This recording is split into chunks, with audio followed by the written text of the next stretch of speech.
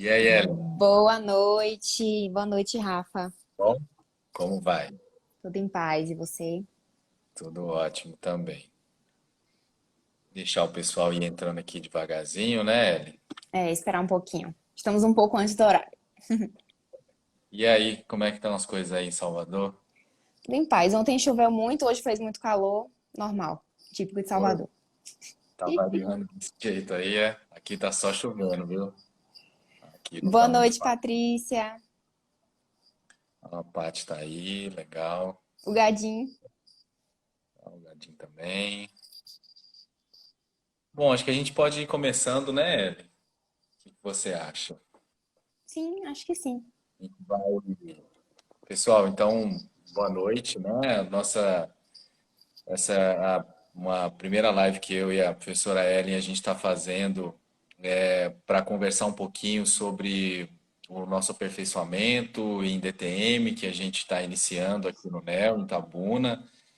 E a gente, né, recebeu algumas perguntas, algumas sugestões de alguns colegas, né, de algumas dúvidas para a gente conversar hoje, mas nós pensamos em abordar o tema principal, assim, ou então em girar, né, em torno de um tema principal, que seria a importância, né, de se fazer um aperfeiçoamento ou uma pós-graduação ou aumentar os seus conhecimentos na especialidade da DTM, da dor orofacial, né? E aí, Ellen, como é que você acha que a gente pode começar aí com os nossos colegas, tirando algumas dúvidas? Vou me apresentar, porque algumas pessoas aqui entraram eu conheço, outras não. Eu sou Ellen, sou especialista em DTM do orofacial. Fui da turma de Rafael, lá em Bauru. E a gente pensou em montar esse curso, que é um curso que a gente sente que a Bahia precisa, né? E eu acho, Rafa, que a gente pode começar falando sobre um pouco do cenário da DTM no Brasil e também como os profissionais enxergam a especialidade. O que é que você acha? Eu acho ótimo, né? Eu acho que essa é uma pergunta até oportuna, porque eu venho, né, de uma outra área que é a da cirurgia bucomaxilo, né, facial, e muitas vezes a gente até tem uma visão em relação à DTM que eu percebi que é um pouco superficial, né? Sobre os Sim, nossos pacientes, sobre os tratamentos em relação à DTM. E eu vejo que eu posso, muitas vezes, é, trazer essa própria vivência que eu tive, né, para um cenário mais geral da odontologia.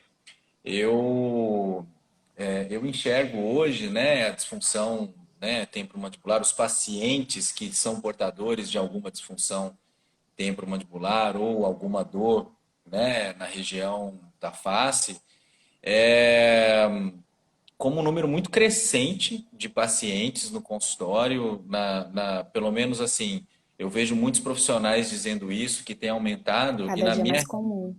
está cada dia mais comum, né? E na minha realidade aqui, que faço tratamentos com implantes, faço tratamentos na especialidade da cirurgia bucomaxilo, talvez seja 50, 60% dos meus pacientes sejam pacientes de DTM. Então, essa demanda que me fez procurar primeiro, né, a especialização que a gente acabou formando juntos, mas eu vejo em relação aos profissionais, né, complementando aí sua pergunta, eu vejo que existe uma certa superficialidade, né, uma impressão meio superficial nossa, né, de nós dentistas, né, em relação à própria especialidade. Muitas vezes a gente não sabe nem aonde a gente poderia atuar, né? O quão vasta é a especialidade, e a gente acaba levando isso para os nossos pacientes. Se nós temos uma Sim, visão superficial da especialidade, provavelmente o nosso conhecimento também é um pouco mais superficial e, consequentemente, o nosso plano de tratamento que a gente vai passar para o nosso paciente, e isso é, inevitavelmente vai gerar em resultados um pouco menos eficazes, digamos assim, né? Eu vejo até por uma cultura popular, pelos pacientes que chegam no consultório, uma associação muito direta, tipo assim, bruxismo é DTM, então a gente trata DTM com placa, né? Então, se os pacientes têm essa percepção, eu acredito que seja porque nós dentistas talvez estejamos passando essa impressão para eles, né? Sim, Aí eu sim. queria até, vou te devolver uma pergunta em relação a essa cultura, digamos, popular que a gente precisa desmistificar, né? Se bruxismo e DTM é a mesma coisa, qual que é a associação entre eles, se, né, bruxismo é DTM, é só isso, como a gente pode tratar um pouquinho esses pacientes, como é que você É, pode explorar um pouco melhor isso para a gente? como a gente sabe, né, hoje o bruxismo, ele é considerado uma atividade dos músculos da mastigação, certo? E muitas vezes ele pode sim estar associado com os pacientes que têm disfunção temporomandibular, mas bruxismo não é a mesma coisa que DTM. O bruxismo, a gente tem. Se for falar de bruxismo, a gente vai ficar falando aqui a noite toda, não tem como falar muito de bruxismo. Mas para o pessoal entender, a gente trabalha basicamente, são dois tipos de bruxismo: é o bruxismo noturno, do sono, e o bruxismo em vigília. O bruxismo do sono, o pessoal conhece mais porque usa placa, faz o controle de bruxismo do sono. E o bruxismo em vigília, a gente tem outros métodos para fazer o controle desse bruxismo. O bruxismo não tem tratamento. Bruxismo não tem tratamento, tem controle e bruxismo não tem cura. Tem momentos que o bruxismo está ativo e tem momentos que o bruxismo está inativo. Quando o bruxismo está ativo e perdura por muito tempo, o paciente que tem disfunção temporomandibular, que é uma desordem que tem na ATM, músculo, né, estruturas já adjacentes, o paciente que tem o bruxismo, ele pode sim desenvolver ou então piorar o caso dele de disfunção temporomandibular.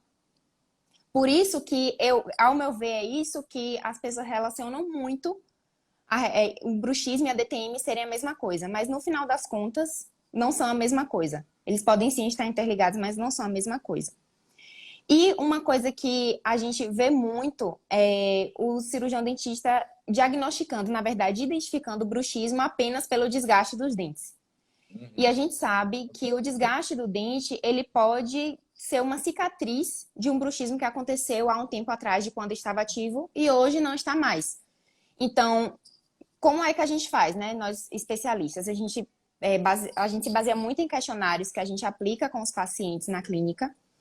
E aí, depois desses questionários, a gente vai entendendo o que é que está acontecendo com o paciente. E, por último, a gente vê como é que está a boca do paciente mesmo. Professora Juliana, que foi nossa professora, ela brincava, ela falava, gente, às vezes eu até esqueço de olhar o dente do paciente. Porque, na verdade, aquilo ali pode ser uma cicatriz de uma coisa que aconteceu há um tempo atrás, né? E aí, o bruxismo tem muita relação com ansiedade. A gente sabe que o bruxismo tem origem no sistema nervoso central, tem muita relação com ansiedade.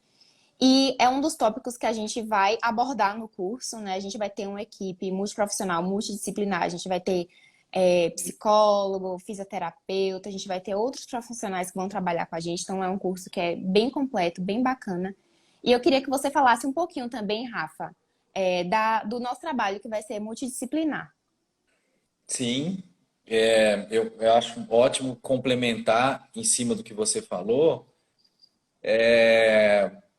Primeiro, né, eu vou entrar nessa questão da necessidade, né, de trabalharmos em equipes com profissionais de outras áreas fora da odontologia. E a importância até da gente ter a experiência de outros profissionais especialistas em outras áreas dentro da odontologia, né? Sim, Porque muitas vezes a gente precisa ter esse entendimento para mudar o cenário dos nossos pacientes, de como eles chegam, né? Porque o paciente chega exatamente, só para a gente finalizar essa parte do bruxismo, mas ele chega igualzinho você falou, ele chega assim, não, doutor, porque eu tenho bruxismo, né? Hoje, teu dente coincidentemente, desgastado? é, terça-feira é um dia que eu atendo só paciente de DTM, o dia todo, né? É um dia de ambulatório aqui só para paciente de DTM. E hoje, pelo menos uns dois ou três já chegaram já com o diagnóstico pronto deles, né? E minimizando o bruxismo que eles têm já diagnosticado como a DTM e uma placa como tratamento. Então, teoricamente, ele não precisava nem estar aqui, né? se aquela placa para aquele Realmente bruxismo fosse o tratamento.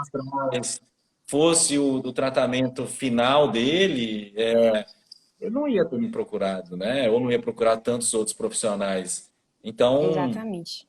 é importante a gente entender, né, a complexidade e o quão vasto é a especialidade para que a gente possa justamente não minimizar ela e colocar outros profissionais. Então, aqui no nosso curso, né, além da gente ter professores, né, da área da odontologia que têm uma formação em outras áreas, de prótese, de cirurgia bucomaxilo, de odontologia hospitalar, ortodontia. Nós temos também profissionais formados, né, na especialidade de DTM, com mestrado, doutorado, que tem muita experiência em outras áreas, né? Então, o professor Jean vai ter uma série de publicações com Botox e a sua relação com cefaleias, né? Com a disfunção muscular, enfim. Então, é importante ter essa experiência dentro da odontologia, mas também fora, né? Então, a gente vai ter aqui... Só um minutinho que uma porta misteriosa abriu. Tranquilo. A gente vai ter aqui profissionais da fisioterapia que estarão sempre, né, nos ambulatórios e ministrando aula. Você comentou uma parte muito importante dessa relação psicossomática, né, dessa relação do estresse, da ansiedade. Então, a gente vai ter uma psicóloga que faz parte da nossa equipe, que vai ministrar aulas e vai estar à disposição dos pacientes na clínica e dos alunos também, né? Temos, muitas vezes a gente recebe muitos pacientes de otorrino, de neuro, pacientes que Sim, procuram com cefaleia e eles veem que existe uma relação que pode melhorar um pouco, né? Ou pode fazer parte do tratamento, uma disfunção de ATM para melhorar um pouco os sintomas e diminuir os episódios de uma cefaleia específica quando tem relação. Então, a gente começa a explorar várias especialidades da área da medicina e da área da saúde como um todo, né? isso, Então, além da gente ter esses profissionais aqui na nossa equipe, profissionais parceiros, é importante a gente entender que a gente precisa deles, né, no dia a dia. com Então, certeza. então a gente vai passar isso também para os alunos, a importância deles, com o diagnóstico correto, conseguirem incluir outros profissionais, no tratamento dos pacientes deles, né? Inclusive educadores físicos, né? Quando precisa de alguma medicação, um psiquiatra, enfim, vai depender de cada caso, mas são muitos pacientes que a gente, ou são muitos profissionais diferentes, especialistas que a gente pode agregar no tratamento desses pacientes, né? Até E porque a aí, gente percebe uma melhora muito grande quando tem esse tratamento dessa forma. exatamente, exatamente. E aí a gente sai de uma simples placa, digamos assim, né? Um tratamento de bruxismo, onde a gente pode identificar que aquele apertamento ou aquele bruxismo, né, da vigília ou do sono esteja ativo e a gente vai agregar todos esses outros especialistas, então, cada um fazendo um tratamento específico, né? Uhum, Assim, a exatamente. gente está falando de um paciente que tem uma presença de um apertamento, né? Muitas vezes esse paciente pode apresentar um grau maior ou menor de dor, de sintomatologia, né? E aí muita gente faz essa associação, tem essa dúvida. Todo paciente, toda pessoa que tem DTM, ou disfunção temporomandibular, tem dor especificamente? Geralmente, eles procuram o especialista quando tem dor, porque o problema começa a aparecer e o paciente vai empurrando, empurrando, empurrando com a barriga. E aí, quando chega em um momento de dor, um momento doloroso, ele acaba procurando o profissional. Às vezes, nem o especialista, mas o dentista que pode fazer o encaminhamento para o especialista. Por exemplo, um paciente que tem um estalo que não incomoda, o barulho não incomoda e também não tem dor. Esse paciente tem DTM, mas é uma DTM que não é dolorosa, por exemplo, né? Então, nem todo paciente que tem disfunção temporomandibular tem dor. Sim. Não é uma coisa que é fixa que o paciente, para fazer o tratamento de disfunção ou procurar o especialista, ele deve ter dor. Não. O paciente pode ter alguns outros sintomas. E o mais clássico de todos é o estalo, né? Que muitas vezes pode não ser acompanhado de dor. E a gente tem uma tendência também, vou emendar uma outra pergunta para você. Inclusive, pessoal, se alguém tiver perguntas, Pode questionamentos, perguntar. deixa a pergunta aqui no comentário que a gente acrescenta aqui dentro de algumas que já tinham pré-existentes, que tinham alguns colegas já tinham deixado essa dúvida para a gente. Então, participem aí, quem tiver um comentário, dúvida, tá bom? A gente tenta responder para vocês. Uma outra coisa muito comum que a gente observa é a utilização, só da placa, mas também do Botox como um tratamento, né, inicial ou às vezes único, né, para os nossos pacientes com DTM. E aí? E aí a gente vê muito profissional meio contrário.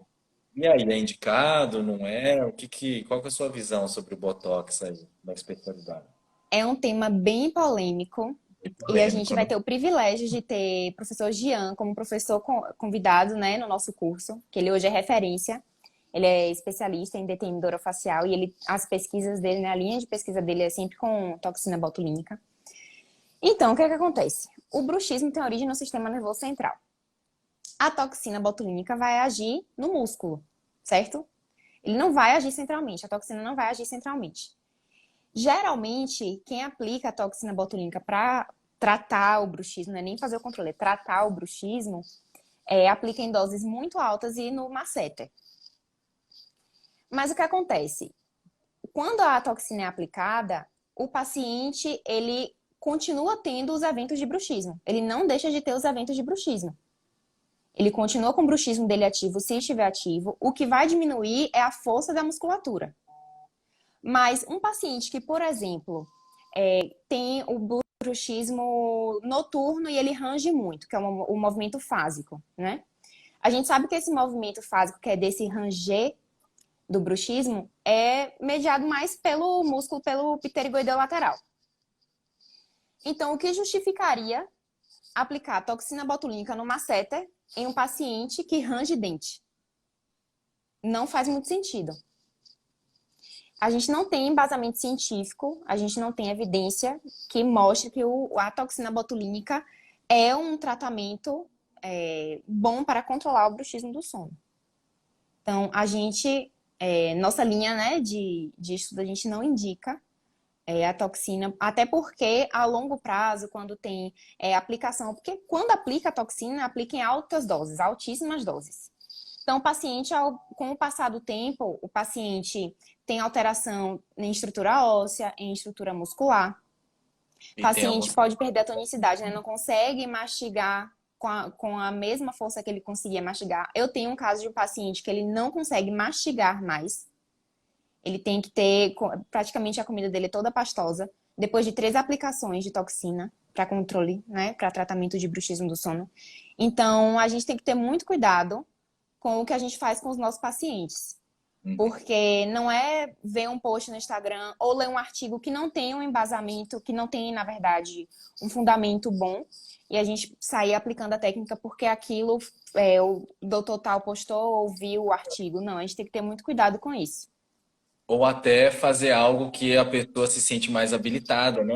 Eu vejo muito isso. Eu vejo, às vezes, uma falsa sensação de que a DTM é um bruxismo e que a gente pode tratar com placa e às vezes, né, um botox, uma toxina. E são coisas mais fáceis do dia a dia, né? Existem dezenas de cursos, por exemplo, de aplicação de toxina no final de semana e acaba sendo uma zona de conforto para quem não foi buscar um conhecimento maior, Conhecimento. não foi fazer uma pós-graduação, um aperfeiçoamento a nível de especialização ou de mestrado na área, porque a gente vai ter uma série de outros assuntos e formas de tratamento desses pacientes, né? Então, mas eu fiz uma pergunta meio, né, de saia justa aí para você, né? E fizeram duas Mas é perguntas aqui. necessário, é importante. É necessário, é necessário. Não é querendo polemizar, mas é para mostrar que a importância do nosso curso. O nosso tema é isso, a importância, né, da DTM, a importância de uma pós-graduação, de aumentar os seus conhecimentos É. na especialidade para tratar seus pacientes. Então, não tem como não polemizar um pouco. É, porque aí E aí, um dentista que poderia estar fazendo isso para de fazer, né? Toma consciência e deixa de exato. fazer. E pode buscar mais conhecimento para entender melhor justamente tudo isso. Tem duas perguntas aqui. Uma é da Bruna e outra é do Daniel. Aí eu vou. O da Bruna você falou no inicinho, mas eu vou pegar um gancho aqui e vou responder o dela, e aí você já pode responder a do Daniel, se você quiser. Tá. O Daniel perguntou, né, se pacientes que estão em tratamento ortodôntico pode desenvolver dor na região da ATM, né, ou pode desenvolver uma DTM, é isso mesmo, Daniel? Por conta do aparelho. E a Andressa perguntou se bruxismo tem cura. E aí, Andressa, a professora Erin até comentou no início que, na verdade, o bruxismo, né, em si, ou o apertamento, né, que pode ser noturno ou diurno da vigília, algo fásico na vida do paciente. Ele pode estar presente, ele pode ter remissão e que muitas vezes essa manifestação tem a ver com uma questão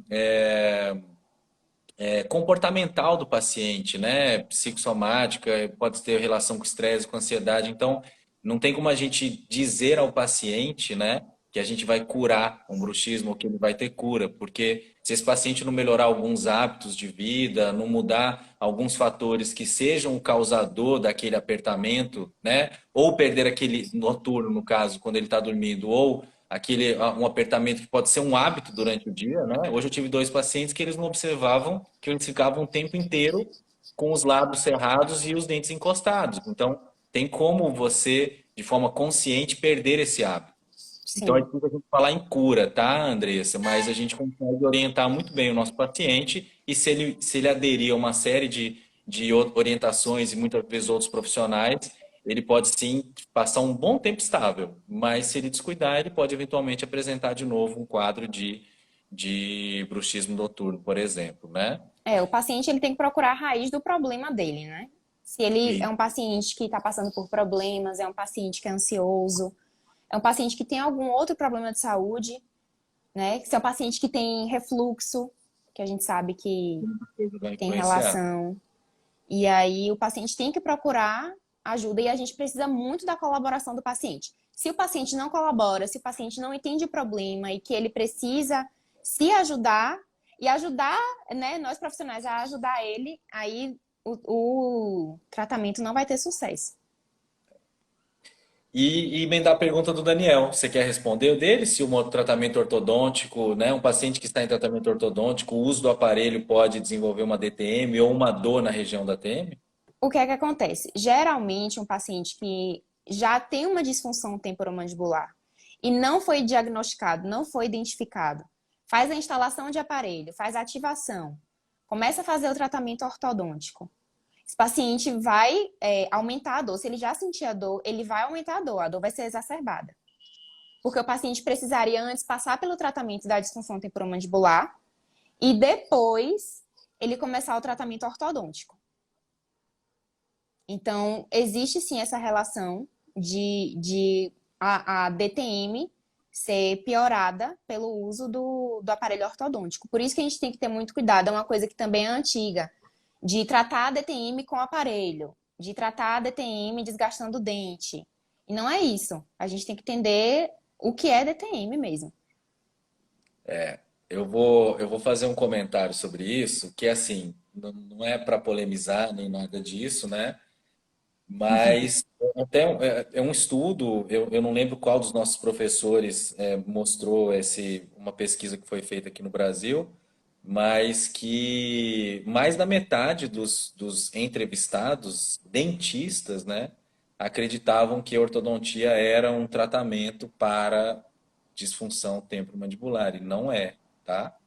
Então, é uma cultura enraizada na nossa profissão, Sim. que é e que as pessoas só vão entender se estudarem mais sobre DTM. Então a gente tem que ter, às vezes, até esse discernimento e entender que o buraco é mais embaixo nessa especialidade e correr atrás dessas informações, né?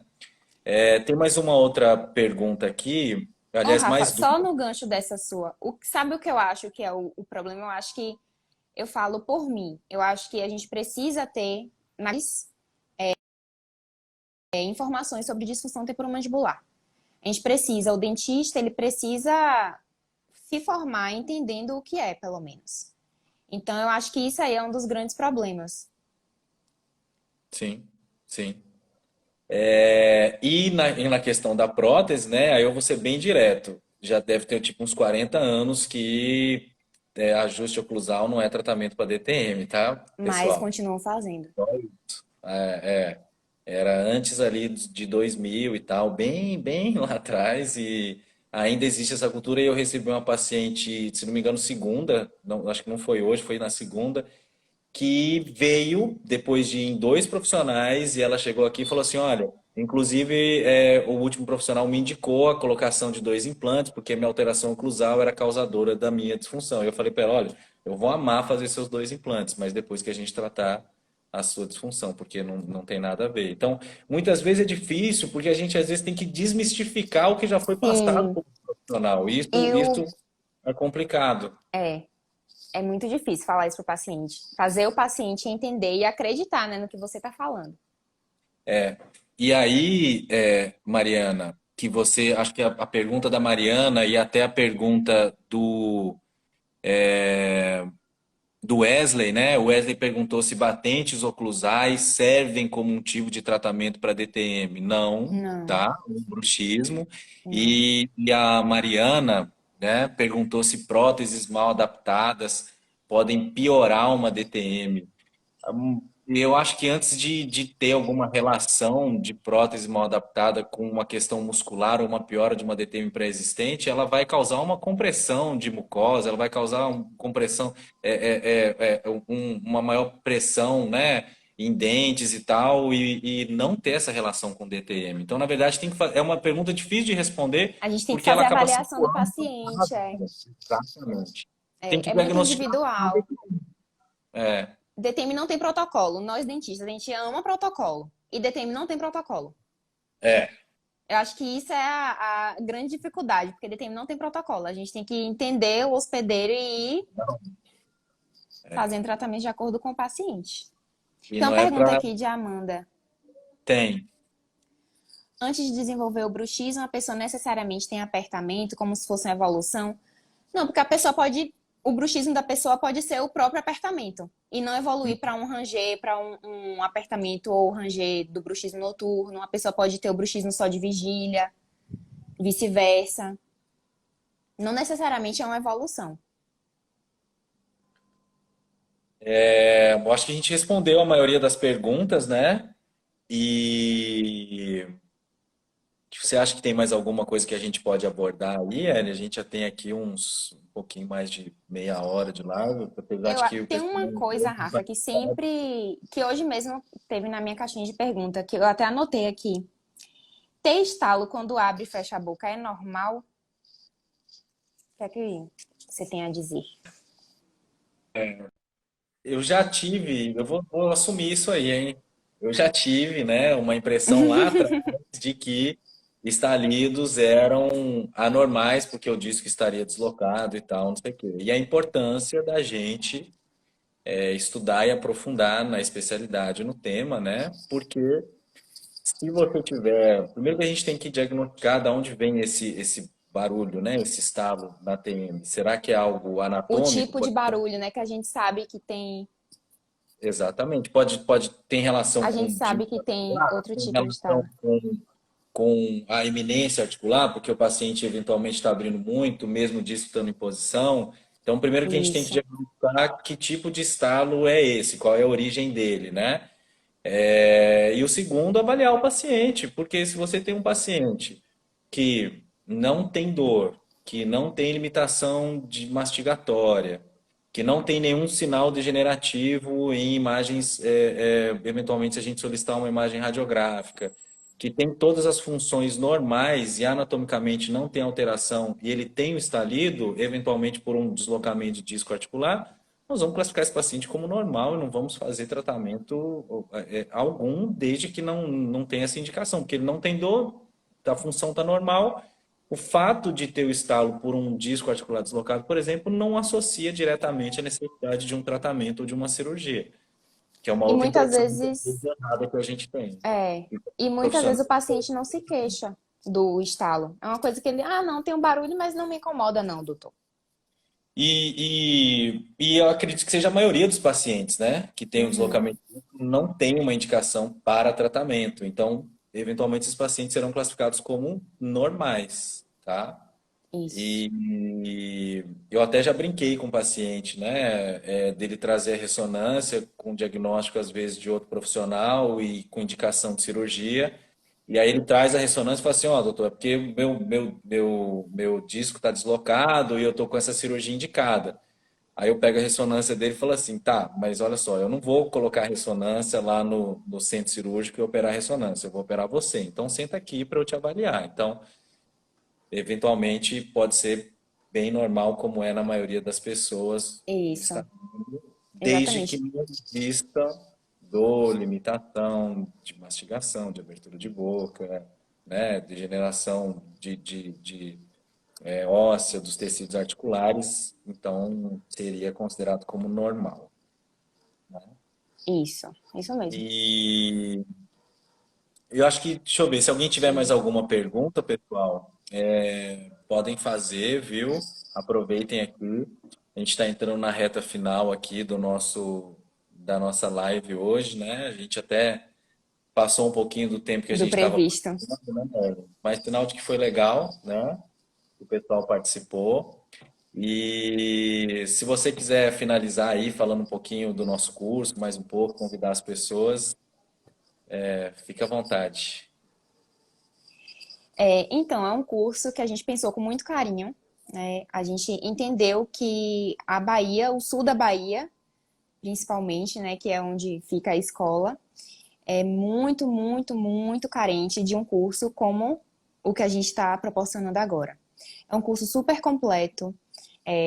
Nós somos os coordenadores. Nós temos a professora Patrícia, que também que é mestre em DTM, dor orofacial. Nós temos fisioterapeuta, psicólogo. Vamos ter professores convidados que foram nossos professores. A gente tem o maior carinho, a maior honra de tê-los, né, de poder falar que eles são da nossa equipe, que é o professor Então, Gian, que é uma grande nacional. referência, e professora Carol Ortigosa, que é também uma grande referência em DTM do orofacial, maravilhosa. Carol é, assim, para mim, uma das maiores referências de DTM do orofacial, e eu fico muito feliz em poder ter esses profissionais, né, que são referências conosco no curso. É um curso que você tem certeza que a gente vai abordar de tudo. Vai ser um curso bem completo. As inscrições estão abertas e qualquer coisa, qualquer dúvida, pode entrar em contato com o pessoal do NEEL. Tem o link na bio do Instagram do NEEL para fazer inscrição, tirar dúvidas. Bruna também, ela manda, se tiver alguma dúvida que precise tirar comigo, ela manda o meu contato, eu falo diretamente com o aluno. A gente vai ter toda a parte teórica, né, prática, de laboratorial e de atendimento em pacientes. E a gente vai abordar basicamente tudo, né, Ellen? A Isso. utilização da farmacologia na DTM, laser terapia, Uhum. agulhamento para tratamentos de disfunções musculares, tratamento interarticular, então artrocentese, viscosuplementação. Se tivermos casos cirúrgicos, né, e muitas vezes teremos, a gente abre a possibilidade dos alunos acompanhar esses casos de cirurgia no Isso. hospital. Então, né, vou abordar o bruxismo eventualmente, né, ou uma disfunções em crianças, a importância do sono, né, no, no- Sim. na influência e no tratamento dos De pacientes com disfunção e de deficiência, bruxismo também. enfim, a gente vai trazer tudo isso para vocês aí no curso, tá bom, pessoal? Espero que vocês tenham gostado, né? Acho que a gente está tendo boas manifestações aqui, reações. E é isso, né, Ellen? Obrigado aí pela sua presença. Estou muito animado da gente Obrigada a começar o você, curso obrigada a aqui. Tenho todos. certeza que vai ser bom. Sim, vai ser muito bom, vai ser maravilhoso. Valeu, gente. Um abraço aí para todo mundo, então. Até Tchau, mais. gente. Obrigada, boa noite.